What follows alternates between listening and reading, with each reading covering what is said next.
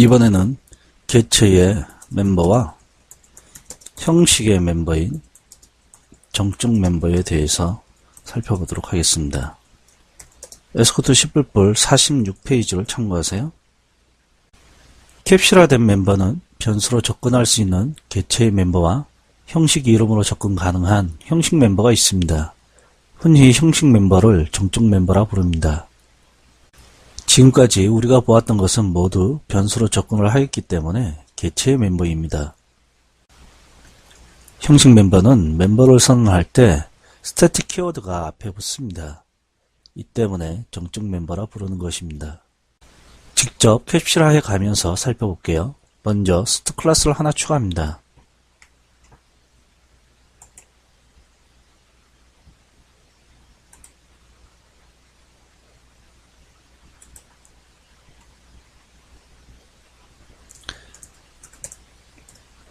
스트로 할게요.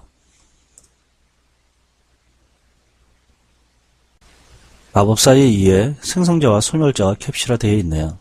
소멸자는 필요 없으니 제거하겠습니다. 소스에도 제거를 할게요.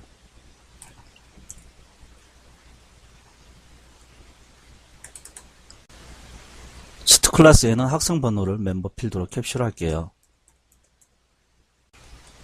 여기서는 학생 번호를 형식 내부에서 차례대로 부여하려고 합니다. 이를 위해서는 형식 내부에 가장 최근에 부여한 학생 번호를 갖고 있으면 좋겠죠. last num이라 할게요. 그런데 가장 최근에 부여한 학생 번호를 개체마다 갖고 있을 필요가 없죠. 그리고 그 값을 어떻게 유지할 거예요? 이때 선언문에 스태틱 키워드를 붙여서 형식의 멤버로 캡슐화하면 됩니다. 주의할 사항은 정적 멤버 필드는 개체가 생성될 때마다 개체를 위해 할당되는 메모리에 할당되는 게 아니라 단 한 번만 할당되는 멤버입니다. 반드시 클래스 외부에 멤버 필드를 선언해 주어야 됩니다. int st 스코프에 있는 정적 멤버 last num을 선언할게요. 이번에는 학생 번호를 반환하는 멤버 메소드를 캡슐화 할게요. int get num 그리고 코드를 구현합시다. return 타입이 int인 st 스코프에 있는 get num 메소드를 정의합시다. 반환은 번호를 반환하면 되겠죠. 그리고 생성자에서는 가장 최근에 부여한 학생 번호를 즉 이제 현재까지의 학생 수죠. 번호에 부여를 합시다. 이번에는 가장 최근에 부여한 학생 번호 즉 현재까지 배출한 학생 수를 반환하는 메소드를 캡슐화 합시다. last num 멤버가 정적 멤버이므로 정적 메소드로 캡슐하는 게 좋겠죠. get last num 정적 메소드도 메소드 앞에 스태틱 키워드를 붙여서 선언을 하면 됩니다. 구현을 해볼까요? 클래스 외부에 정적 멤버일 경우에 스태틱 키워드를 붙이지 않습니다. st get last num return last num을 반환하면 되겠죠. 사용하는 코드를 추가합시다.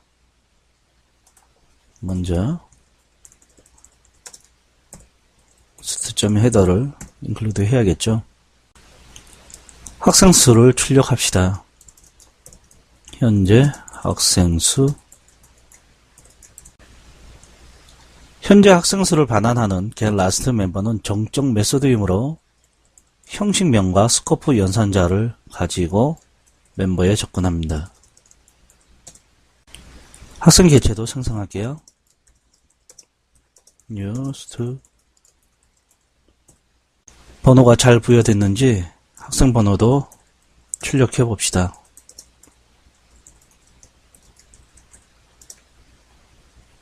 학생 번호를 얻어오는 getNum 메소드는 개체의 멤버이므로 변수를 통해서 멤버에 접근을 할 수 있습니다. 같은 작업을 한 번 더 해볼까요? 변수명을 바꿔줍시다. stud2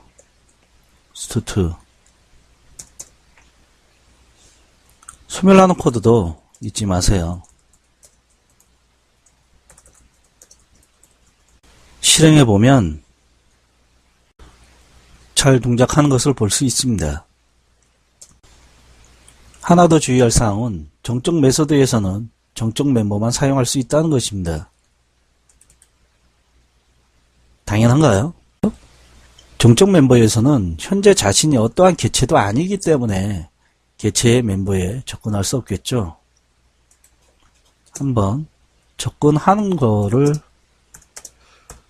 강제로 작성을 하고 빌드해 봅시다. 오류 목록을 보시면 비정적 멤버 스트의 num에 대한 참여가 잘못되었습니다. 즉 정적 메소드인 getLastNum에서 비정적 멤버, 즉 개체의 멤버에 접근할 수 없다라는 겁니다.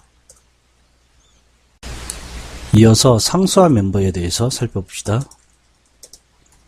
에스코트 시블볼 49페이지에 나와 있습니다. 상수화 멤버는 상수 멤버 필드와 상수 멤버 메소드가 있습니다. 상수 멤버 필드는 값이 변경하지 못하는 멤버 필드로 선언할 때 const 키워드를 명시합니다. 그리고 상수 멤버 메소드는 메소드 내에서 개체의 상태를 바꾸지 못하는 메소드로 선언할 때 뒤에 const를 붙입니다. 상수 멤버 메소드의 const는 시그니처의 일부여서 클래스 외부의 메소드 정의에서도 const를 명시하여야 합니다. 학생 클래스를 살펴봅시다. 학생 클래스의 번호는 바뀌지 않게 상수 멤버 필드로 바꿀게요. 그리고 IQ 멤버 필드를 하나 추가하겠습니다. 최대 IQ가 정의되어 있다면 정적 상수 멤버 필드가 하나 필요하겠죠. static const int max IQ 형식 내의 모든 개체에 동일한 값이기 때문에 개체의 멤버로 할 필요가 없잖아요. 추가로 공부하는 메소드 int 공부 시간 IQ를 얻어오는 메소드 추가할게요. 스터디 메소드에서는 공부를 하면 IQ가 올라가겠죠. 그런데 getIQ에서는 개체의 상태가 바뀌진 않을 겁니다. const를 메소드 D에 붙입니다. 마찬가지로 번호를 얻어오는 메소드도 내부의 상태가 바뀌지 않겠죠. 여기서는 학생 번호가 내부에서 결정이 되므로 학생 번호를 부여하는 정적 메소드를 추가할게요. 정적 메소드니까 static 번호를 반환하고 setting studNum이라 할게요. 소스 파일도 작성해야겠죠. 먼저 정적 상수 필드인 스토스코프에 있는 max IQ를 200으로 설정할게요. 그리고 번호를 부여하는 부분을 변경을 해야겠죠. 번호는 상수 멤버 필드인데 상수 멤버 필드는 반드시 생성자에서 초기화 기법을 사용해야 합니다. 이처럼 함수 시그니처 뒤에 그리고 함수 불러기 시작하기 전에 콜론과 멤버 필드명을 주고 가로 안에 결과가 멤버 필드와 같은 형식이 오는 표현을 사용합시다. 여기에서는 setting studNum 함수를 호출해서 지정을 할게요. IQ는 100으로 초기화를 하겠습니다. 스터디 메소드를 구현합시다. void 스토스코프에 있는 study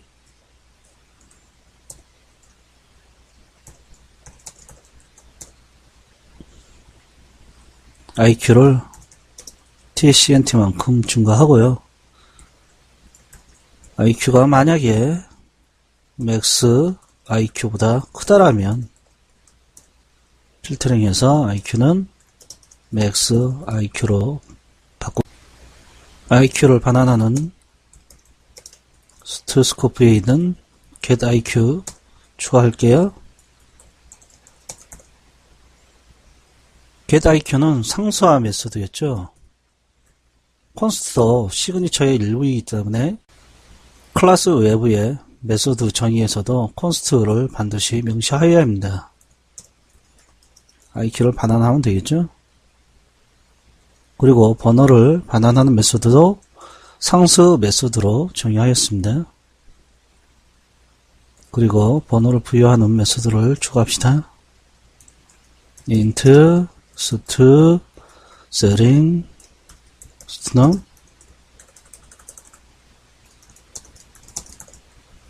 여기에서는 last num을 중과하고 중과한 last num을 반환하면 되겠죠. 문법적 오류가 있는지 한번 빌드해 볼게요. 목록을 보시면 아무 문제가 없죠. 사용하는 코드를 구현해 봅시다. 먼저 include st.header를 include 하고요.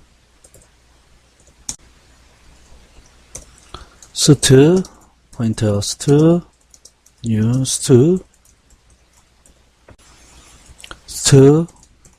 study 3 한번 IQ와 번호를 얻어와서 출력해 봅시다. 번호 st get num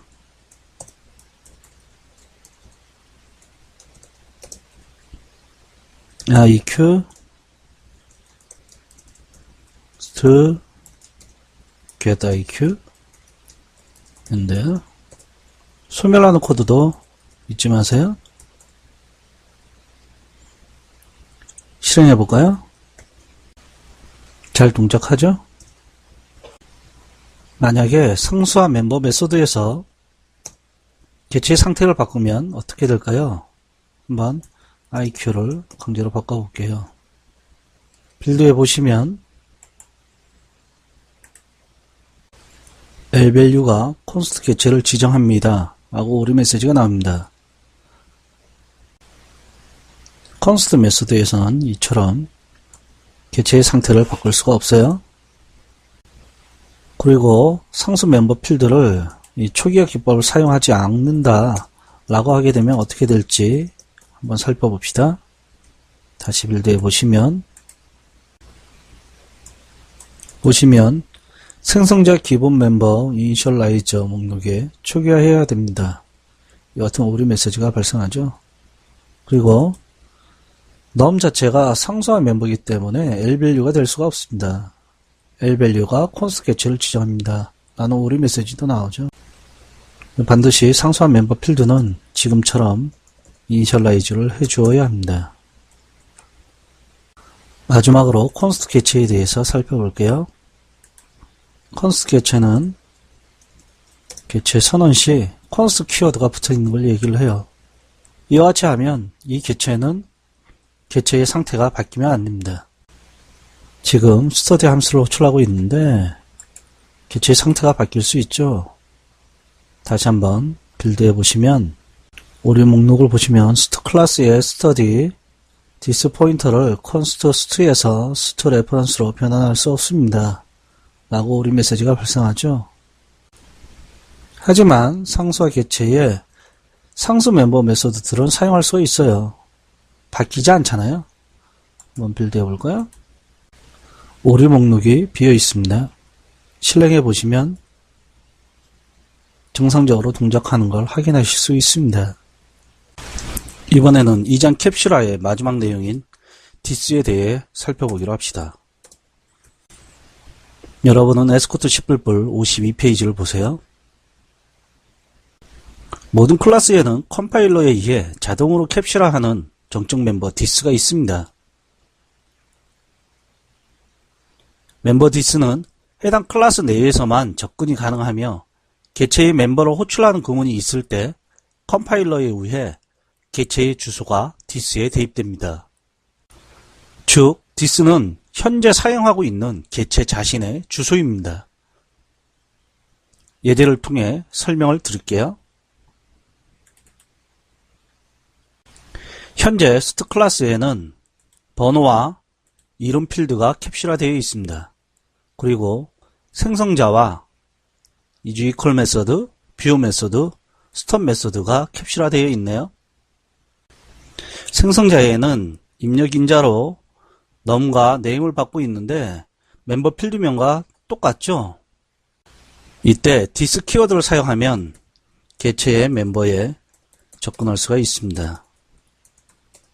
this name isEqual 메서드도 마찬가지죠.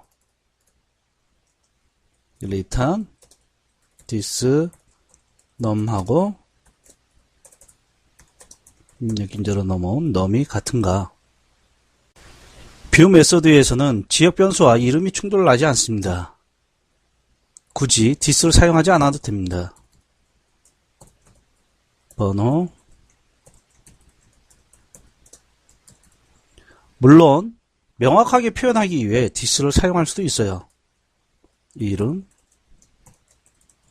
this name. 잠시 사용하는 코드를 작성해 봅시다. 스트 개체를 생성합시다. new 스트 2 홍길동. 스트 개체를 하나 더 생성하기로 해요. new 스트 3 강감찬. 그리고 이들에 대한 정보를 출력하도록 합시다. st의 view. 소멸하는 코드도 잊지 마세요. delete next. 실행해 볼게요.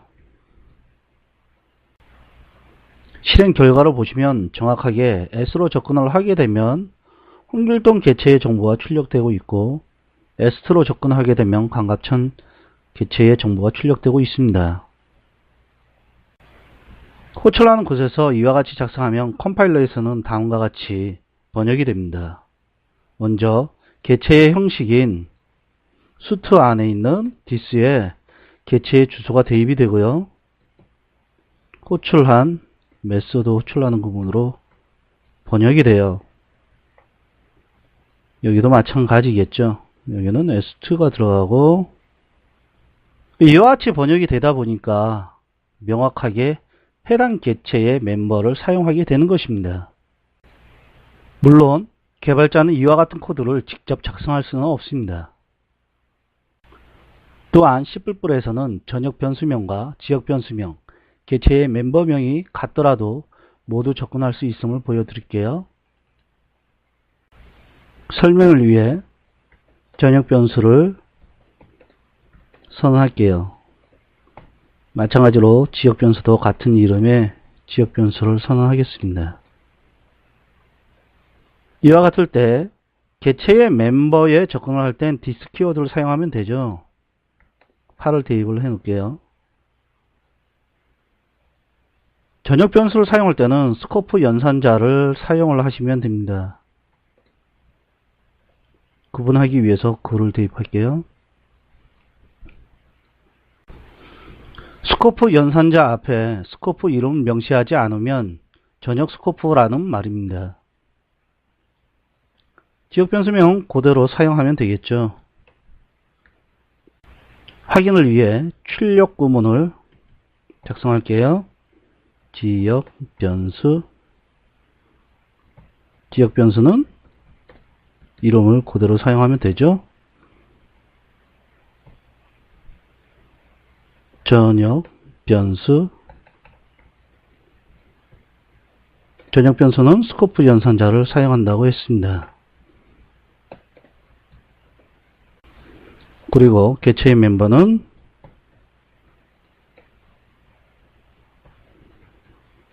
this를 사용하면 된다고 했죠. 한번 스트 구문을 호출하는 것을 추가해 볼게요. s에 stop.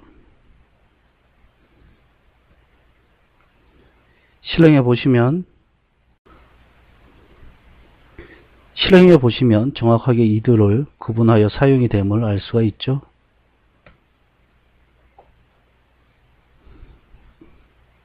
이상으로 2장 캡슐화 강의를 마치겠습니다. 다음 3장에서는 캡슐화 실습을 하기로 할게요.